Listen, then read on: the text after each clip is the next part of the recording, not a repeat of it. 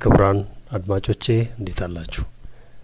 ዛሬ አንድ ደስ የሚል ቤተሰብ ቪዲዮ አግኝቼ ሼር ላርጋችሁ ይዤ መጥቻለሁ። ይህ ቤተሰብ እጅግ ደስተኛ ነው። ልጆች ደስተኞች ናቸው። እናት አባት ደስተኞች ናቸው። እንዲሁም እግዚአብሔር አምላክ ፈጣሪ በምድር ላይ ሲፈጥረን ለቤተሰብ ያቀደውን እቅድ እየተገበሩ ያሉ አይነት አድርጌ ነው ያገኘሁት። ምክንያቱም ፈጣሪ ወንድና ሴት አድርጎ ፈጠራቸው።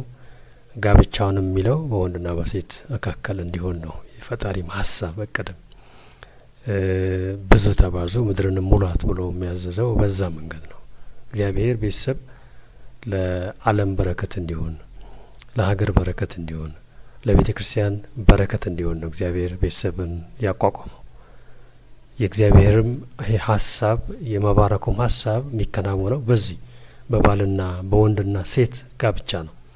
ስለዚህ የቤተሰብ ሰፊ ቤተሰብ ነው። እንደምታዩት ልጆች አላቸው። ልጆቻቸውን ኃላፊነት ወስደው የሚያስተናግዱ ከራስ ወዳድነት ነጻ በሆነ ለልጆቻቸው ጊዜ የሚሰጡ ወላጆችን ነው ያገኘሁት። ትኩረትን ለልጆች መስጠት፣ ትኩረትን ለቤተሰብ መስጠት፣ ቅድሚያ ቤተሰብ አድርገን ስንንቀሳቀስ የነገሮቻችን በረከቶቻችን ሁሉ መነሻ እነሱ ስለሆኑ ማለት ነው። ነገ እኛም ሄደን የምንወድቀው እነሱ ላይ ስለሆነ ለልጆቻችን ለቤተሰባችን ትኩረት እንስጥ። በፈጣሪ ዓላማ ደግሞ ሁላችንም እንድንጓዝ ይሁን። አመሰግናለሁ።